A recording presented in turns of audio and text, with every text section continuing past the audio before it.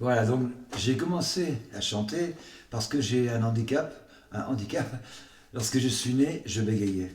Donc j'étais bègue. Et à l'école, évidemment, les mômes sont toujours très cruels. Tout le monde se foutait de ma tronche parce que je bégayais. Alors que les petits copains chantaient comme des valises, mais moi je savais chanter. Donc j'étais déjà la petite vedette. Donc j'ai commencé à chanter pratiquement pour ça. Même les médecins qui avaient dit à mes parents, peut-être que s'il chante, c'est parce qu'il est bête. Voilà, là c'est vraiment, mais tout début, dans les années 50. Je suis venu en Belgique. Mais j'ai toujours su que je ferais ce, ce métier-là. J'ai un frère qui est beaucoup plus âgé que moi, qui écoutait tous les vedettes de l'époque, Beko, Aznavour, les débuts de Brel. Et donc j'ai été initié par les bonnes chansons. Et dès le départ déjà, j'aimais les textes français. Dès le départ. Et donc vers 1960-61, j'ai appris la guitare avec un pote dans mon quartier à Bruxelles, qui avait monté un orchestre comme à l'époque, il y avait des orchestres qui sortaient partout. Les Gemini. Et donc j'ai appris la guitare, puis vers 63-64, j'ai commencé à chanter dans les balles. Quand il est arrivé, voilà. Voilà. Puis en 1965-66, je suis devenu choriste pour un chanteur belge, choriste entre guillemets. Je le doublais sur scène. Un chanteur qui était une grosse vedette en Belgique, qui s'appelait Robert Corois. Puis en 66, 65, 66, j'ai commencé à écrire mes premières chansons. Et ce chanteur corrigeait mes textes. Voilà. Puis voilà, puis un premier concours de chant que j'ai gagné, d'autres que j'ai perdu d'ailleurs, plus souvent. Voilà, puis après l'armée, j'ai fait mon premier disque en 1966, 67. Mon premier disque, très mauvais, mais c'était un petit 45 tours. Voilà, voilà. Puis de festival en festival, genre voilà. Jusqu'en 1971, j'ai fait un truc très important. J'ai fait le festival de Spa. C'était un concours de chansons françaises qui se disputait entre tous les pays de langue française, la Belgique, la Suisse, le Canada et la France. J'étais en finale belge, finale internationale avec Catherine et Maxime Le Forestier. Là, en 1972, j'ai fait The Voice belge, ça s'appelait La Caméra d'Argent. J'étais aussi en finale. Voilà, voilà. Mais à l'époque, j'avais une chanson qui parlait contre les guerres, tout ça. Je vous parlerai de Franco. Et la chanson a été interdite à la télé belge parce qu'elle parlait contre Franco. N'oublions pas que la reine était espagnole à l'époque. Voilà, puis je suis arrivé à Paris en 74-15 par là, je ne me rappelle plus très bien. C'est Annie Cordy qui m'avait dit qu'il habitait Paris. Et donc un jour, j'ai pris ma valise et ma guitare et j'ai marqué à la gare du Nord. Et très vite, j'ai chanté au Lapin Gilles, très vite. Quelques mois plus tard, voilà. J'ai fait d'autres cabarets de la butte, le tire-bouchon, tout ça, chez ma cousine, enfin, tout ça, tout ça. Jusqu'au Lapin, où nous sommes encore là aujourd'hui. Ça fait 47 ans, je crois. Plus tard, pas mal, hein. Mais lorsque je suis arrivé à Paris, je faisais des auditions dans tous les cabarets, parce que je travaille, quoi. Que ce soit à Mantes ou à Saint-Germain. Mais je suis surtout venu au Lapin. Parce que même pendant mes premières années à Paris, j'étais tous les soirs au Lapin pendant 3-4 ans, je me rappelle. Euh, Bon, maintenant, je ne fais plus que des petits épisodes. Voilà. Voilà. Et alors, c'est une ambiance que, que j'aime beaucoup parce que même lorsque je chante pas au Lapin, lorsque je fais un petit concert dans le coin, je viens des bonjours aux copains. Et parfois, je prends la guitare et je chante quand même. Voilà. Parce que la Paris, il ne faut pas oublier que c'est un dernier cabaret, le vrai cabaret, où on défend la langue française. Enfin, où c'est pas une question de mode. Et on chante encore toujours sans micro. Ce qui est rare. Hein. Parce que beaucoup de chanteurs, sans micro, ils ne peuvent pas chanter. Donc j'ai chanté au tire-bouchon et j'espérais venir chanter au Lapin, bien sûr. Mais il y a quand même beaucoup de monde, personne ne m'attendait, bien sûr. Et il y a un chanteur du Lapin Gilles qui s'appelait Frédéric Santaya, qui un jour m'a vu chanter au tire-bouchon et qui m'a dit viens auditionner au Lapin. Et c'est ton papa qui m'a auditionné, puis j'ai été engagé. Voilà. Tout simplement, simple que ça. Et nous voilà 50 ans plus tard. Lorsque je suis arrivé au Lapin, je chantais beaucoup de chansons de moi, parce que j'étais très prétentieux, je chantais que ce que j'écrivais, comme souvent que quand on est jeune d'ailleurs. Puis par la suite, je suis devenu plus interprète. Mais j'écris des chansons avec quelqu'un du Lapin, Michel Bergam. J'ai écrit quelques chansons avec lui, voilà, que je chante au Lapin. Puis je chante également des chansons de Jean Vallée, qui était mon maître en écriture. Ça c'est toute une autre histoire. Voilà, voilà. Puis l'ambiance du Lapin, c'est très très agréable. C'est même presque une famille maintenant, voilà. On fait partie du clan du Lapin Gilles. Je pense surtout que je suis bègue dans la vie de tous les jours. Parce que sur scène, même quand je parle entre deux chansons, c'est rare que je bégaye. Voilà. Voilà, je suis bègue dans la vie privée. Alors c'est vrai que j'ai écrit un bouquin qui, enfin un bouquin c'est très prétentieux, c'est le livre de ma vie, parce que j'ai eu la chance de faire de belles rencontres, et encore une chance que je ne baillais pas lorsque j'écris, sinon je ferais 500 pages. Voilà, alors ce livre sont les souvenirs de ma vie, parce que j'ai quand même fait pas mal de disques, j'ai quand même beaucoup enregistré, beaucoup. Donc j'ai le répertoire de tous mes albums. Puis aussi j'ai quand même pas mal voyagé, j'ai eu beaucoup chanté au Québec, beaucoup de 86 à peu près. J'ai presque tous les ans. Bon là avec le confinement j'ai un peu arrêté d'y aller, mais je pense y aller, cet hiver peut-être. Voilà. J'ai aussi chanté en Afrique, en Afrique noire, Cameroun, le Zaïre, un petit peu. Voilà. C'est vrai que pour moi, toute ma vie, c'est la chanson. J'ai une vie privée tout à fait ratée d'ailleurs, mais bon, j'ai beaucoup de chance quand même. Parce qu'en plus, j'ai rencontré des gens qui m'ont fait faire des choses merveilleuses. En 2003, il faut savoir, j'ai quand même chanté pendant une semaine au Casino de Paris. Eh oui, en première partie d'Annie Cordy, ma marraine de cœur. Ça, c'est merveilleux, parce que je chantais tous les soirs devant 2000 personnes. Pas mal, hein. Ça n'arrive pas tellement souvent, ça. Puis j'ai fait aussi la première partie d'Aïda dans les arènes de Nîmes. C'était en 80, je crois. Le spectacle était présenté par Jean-Louis Blaise. C'est un artiste du Lapin aussi. Puis il y avait, voilà, ça c'était chouette, les arènes de Nîmes quand c'était plein, c'est quelque chose. Wow, wow, wow. Et donc j'arrive pour la répétition l'après-midi. Et ben, je chantais avec des bandes orchestrales, comme on dit, des playbacks orchestrales. Et Daïda, qui assiste à la répétition, me fait Kira. Et je lui dis ce serait mieux que je chante avec de vrais musiciens. Je lui dis écoute, Dali, moi, mon cachet, c'est même pas le cachet d'un musicien. Alors elle s'est concertée, et j'ai eu pendant le concert 4 musiciens d'elle, Guy Motta, le pianiste, qui était bègue comme moi. Oh, c'était quelque chose aussi. Ouais, ça c'était en 80, je crois, 80, je me rappelle plus très bien. Voilà, ça c'est un très beau souvenir.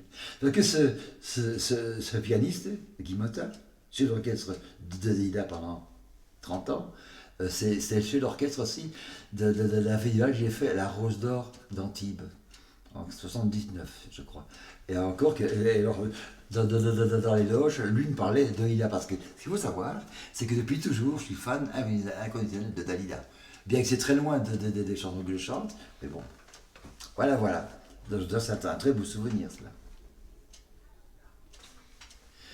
C'est vrai que la chanson actuelle, c'est une autre façon d'écrire, d'ailleurs, qui est sûrement très bonne, mais enfin, moi, ça me convient pas du tout. Je suis resté très traditionnel, avec des rimes justes. Pas parce que maintenant, on entend pas des trucs. Bon, je vais pas citer de nom, mais j'ai entendu un jour à la radio, c'est un père qui parle à son fils. On est riche d'avoir un fils comme toi. C'est bien, hein, fils. Enfin, il paraît que maintenant, il faut rire comme ça pour être dans le coup. Voilà. Forcément, si on fait le métier de chanteur, c'est pour faire un succès. Je- parce que le gars qui dit moi je chante mais je veux pas être connu, ça n'existe pas ça. Ça n'existe pas ça.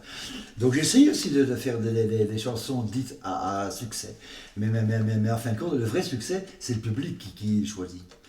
Même si la chanson n'est pas très bonne, c'est le public qui venait par le choisir.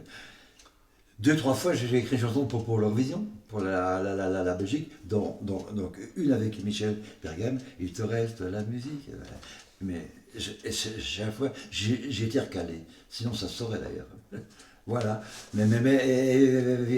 Évidemment, j'aurais bien aimé devenir une vedette. Mais déjà, lorsque j'entends des copains artistes qui se plaignent que ce métier est difficile, moi je trouve que c'est souvent plus difficile de bosser à l'usine. Donc je trouve que nous sommes déjà chanceux de pouvoir vivre de notre passion déjà. C'est pas mal quand même, hein. Moi en principe j'ai de bons contacts avec les autres artistes parce que j'aime les artistes. J'aime les gens.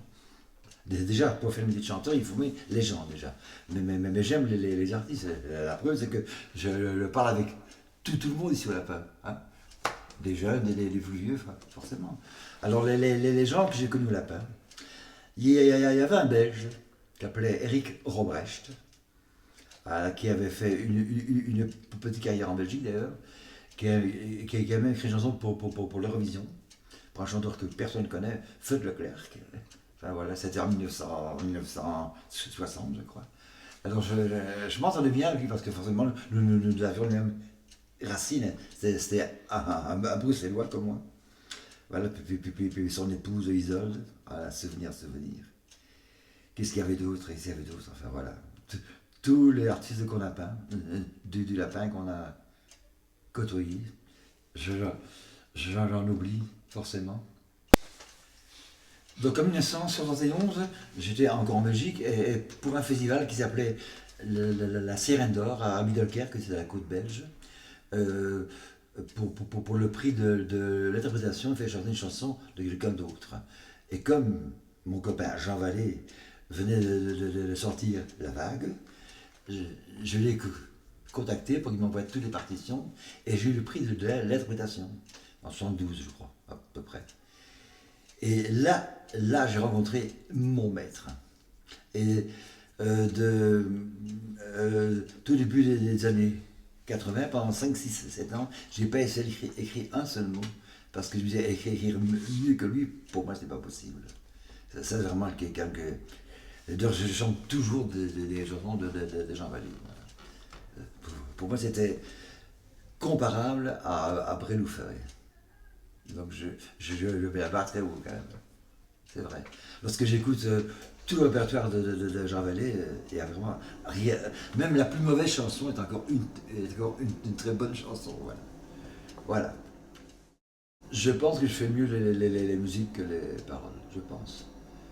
Parce qu'il y a un jour un directeur artistique qui m'a fait un compliment, qui m'a dit que j'étais pas un très grand compositeur, mais que je trouvais des mélodies que les gens gardaient dans l'oreille. Ouais. Et les musiques commerciales, dites commerciales. Il te reste la musique, etc. Voilà. Je pense qu'il faut écrire, enfin, ce n'est que mon avis, je pense qu'il faut écrire des chansons avec un texte populaire, bien écrit, avec des rimes justes, mais un texte populaire. Parce que faire une sorte d'intellectualisme de gauche qui emmerde tout le monde, que personne ne comprend, non. Il faut faire un texte que tout le monde peut comprendre. Pour moi, c'est ça, la vraie chanson. Comme les chansons de Brûlant, tout ça, sont des textes qui sont populaires, tu vois, mais très bien écrits. Absolument, mon cher ami. Parce que ce sont des petits pays, enfin, je parle en population. Parce que, par exemple, le Québec, c'est quand même très petit. Donc, ce sont des gens qui se battent pour défendre leur langue. Bon, parce que n'oublie pas que les Québécois, par exemple, sont les francophones du Canada, sont entourés de presque 300 millions d'anglophones. Donc, il faut se battre. Les Belges, c'est pas pareil. N'oublie pas qu'il y a que 5 millions de gens qui parlent français en Belgique. Les restes sont des Flamands. Donc il faut se battre. C'est d'ailleurs pour ça que les Belges viennent en France. Lorsqu'on entend parfois des artistes québécois, ah, fraîchement, je suis content de venir en France. Ah, ça fait chaud au cœur.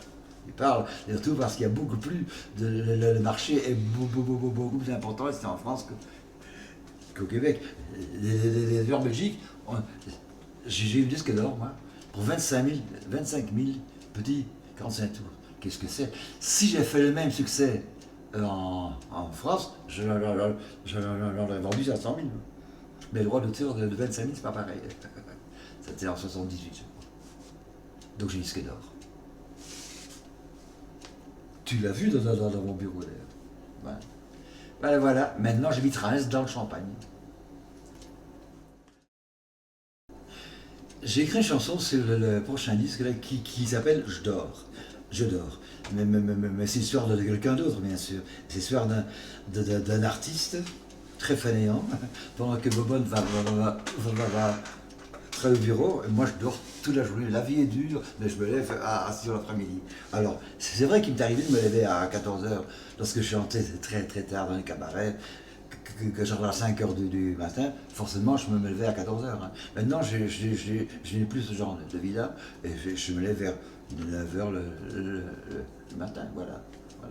Maintenant, si j'ai fait la Java la veille, il faut cuver. C'est vrai que je pourrais faire plus pour me promouvoir, comme on dit. Mais de ce là, je ne suis pas tellement doué quand même. Mais bon. Ben, alors, même pour écrire des chansons, moi j'écris des chansons en urgence. J'écris lorsque j'ai un disque à faire, par exemple. Il y a 3 mois, j'ai fait 6 chansons d'affilée, voilà, ou 7 chansons pour le nouveau disque. Mais sinon, je prends plus de plaisir à chanter qu'à écrire, ça c'est vrai. Je ne suis pas très grand musicien, donc je lis pas très bien la musique, et alors, Brel non plus. De toute façon, même maintenant pour la SACEM, il ne faut plus de partition. J'ai le même arrangeur depuis 50 ans, Jean-Marie Doran, qui écrit mes arrangements depuis toujours. Parce que il y a certains artistes qui sont sûrement beaucoup plus doués que moi, qui peuvent écrire leur propre arrangement. Seulement, moi je pars du principe que si moi je faisais des arrangements sur mélodie, je crois que je tournerais un petit peu en rond. Tandis que là, j'ai un arrangeur qui trouve des gimmicks, comme on dit. Par exemple, les petits moineaux sur le trottoir, l'intro. Moi, je fais. Voilà. Donc, je pense qu'il vient d'avoir une oreille extérieure pour trouver des contre-chants. Je pense que la chanson que j'ai connue, que nous avons connu il y a 10, 20, 30, 40 ans, c'est en train de disparaître. Il faut se battre, je crois. Il faut se battre pour garder ce patrimoine. Parce que maintenant, comme, bon, il y a encore des gens qui écrivent très bien, mais pour passer dans les médias, on s'en fout de ça. On s'en fout de ça. Maintenant, on veut que ça marche, que ce soit bon ou mauvais, on s'en fout. Donc il y a un petit peu de laisser aller. Et je trouve que la langue française est en train de foutre le camp, comme on dit. C'est très très dangereux. Dans le temps, il y a 40, 50 ans, il y a plein de cabarets comme le Lapin. Il y avait chez Georges, l'échelle de Jacob, tout ça. Mais non, ça c'est l'histoire. Le seul qui reste, c'est le Lapin. Donc il faut se battre. Je me demande ce que va dire la chanson dans 30 ans, 40 ans. Lorsque je vais au Québec pour la première fois, vers 86 par là, il y avait plein de boîtes à chansons. Il y en a de moins en moins. Même en France, dans le temps, dans chaque grande ville, il y avait des cabarets de chansons. Mais maintenant, j'habite Reims, il y en avait 2. Il n'y en a plus. Alors maintenant, je chante pour des soirées privées, pour des concerts, comme on dit. C'est beaucoup plus compliqué. Pour un jeune chanteur qui veut débuter maintenant, il a intérêt de gagner The Voice. Hein. Sinon, sortez rame. Hein. Je le suis dire peut-être, hein, mais c'est ce que je crois. Est-ce que je peux dire ce que je parle de The Voice? Pour moi, c'est une supercherie terrible. Lorsqu'on sait un petit peu comment c'est une émission de télé, lorsque la star qui se retourne et qu'il n'a jamais vu, c'est pas vrai, c'est impossible ça. C'est impossible ça. Quand on voit comment se fait une émission de télé avec le doubleur lumière et tout ce qu'il faut. C'est impossible. Alors, ce qu'il faut savoir, c'est que The Voice, par exemple, c'est une émission qui est patronnée par une grosse maison de disques, par Universal, je sais pas quoi. Donc, qui veulent mettre de l'argent sur tel genre d'artiste. Même si nous serait meilleur, mais c'est pas ça qu'ils veulent. Voilà. Donc pour moi, c'est une grosse supercherie. Mais c'est le genre de concours que j'ai fait aussi, moi. Mais enfin, c'était moins sophistiqué que maintenant. Parce qu'à l'époque, je me souviens que j'ai fait The Voice de Belgique, ça s'appelait la caméra d'argent, avec un grand orchestre, tu vois, 40 musiciens. Waouh. Maintenant, c'est terminé, ça. Maintenant. Mais non, même si on en playback, ça pourrait marcher aussi maintenant. C'est un autre métier. Jeunes gens.